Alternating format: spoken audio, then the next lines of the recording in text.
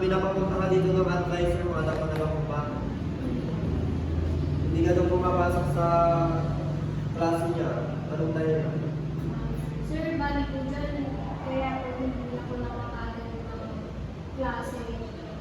Dahil po, tuloy-tuloy na din po yung practice namin ng volleyball at marami na rin po yung practice namin.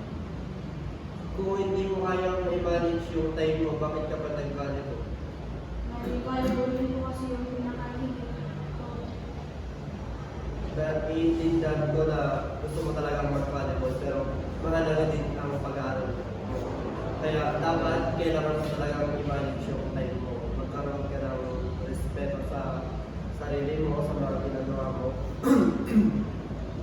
Tsaka if ever man na hindi ka nakakapasok, mag-chat ka sa mga kaklase mo kung anong mga ginawa nila or may kailangan mga module para mapag-aralan mo din. Pasok! Morning, ma'am. Good morning din. Anong may natutong sa'yo? Good morning, ma'am. May ilalapit po sana ko ng, maihingi po sana ko ng advice sa inyo about po sa blend ko. Kasi po, gusto po ng parents ko na mag-teacher po, pero ang gusto ko po is nursing. Ano po yung kailangan ko gawin? Nakakausap ko na ba yung parents mo tungkol sa desisyon mo? Opo. Anong sinabi nila? Nag-isip po sila sa gusto nila, gusto daw nila ng mag-teacher daw. Ako kasi, kung mag-aaral ako ng teacher is magiging secretary daw po ako, kung paano ko nagturo, mga ganun daw. Pero yung nursing daw po, nahihirapan daw po. Siguro ang may papayo ko sa'yo is mas okay if kausapin mo sila ng mabuti tapos sabihin mo lahat ng gusto mong sabihin. Kasi habang nag-aaral ka, hindi yung parents mo ang mag-decide, hindi sila yung mag-aaral kasi ikaw yung mahihirapan. So kung ang pipiliin mo yung hindi mo naman talaga gusto, mas mahihirapan ka. Mahirap din ang nursing pero yung thought kasi na nahihirapan ka pero masaya ka dahil gusto mo yung ginagawa mo. So siguro mas maganda mong gawin, ipaintindi mo sa parents mo na ang gusto mo talagang gawin ay ang gusto mong i-take na course sa college ang nursing. Para feeling ko naman maiintindihan nila kapag sinabi mo kung ano talaga yung nararamdaman mo.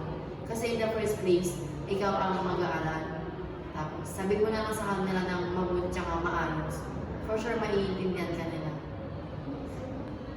Intindihan mo ba? Sabi mo na lang sa kanila. Okay, ma'am. Thank you po. You're welcome.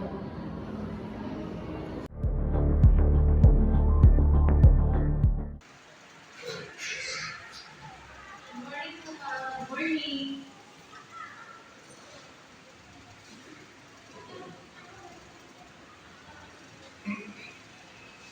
Opo, ma'am. Ano po sa inyo? Ma'am, gusto ko na po kasi mag-drop out. Bakit? Kasi po ma'am, hindi na po kaya gustusan ng mga magulang po yung kaskinsin natin, lalo na kung isang pupukan po siya ng college. Wala ko na itong naisip na ibang paraan.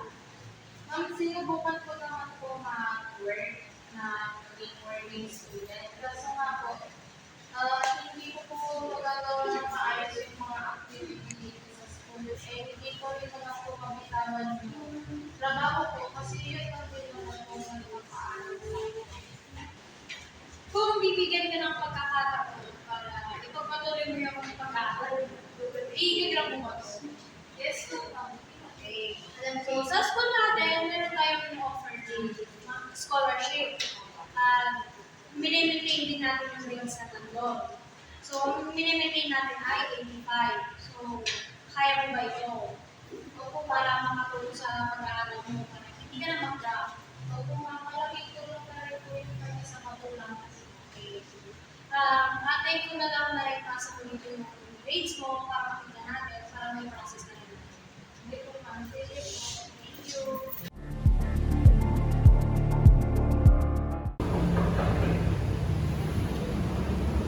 Good morning, ma'am.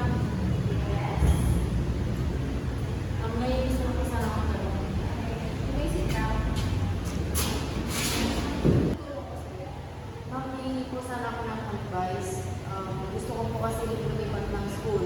Kaso nag-aalala po ako sa, sa grades ko po. Kasi po ngayon, medyo mataas po yung grades ko. Baka po kapag lumipat ako baka po bumaba. Pwede mo bang malaman bakit gusto mong lumipat ng school?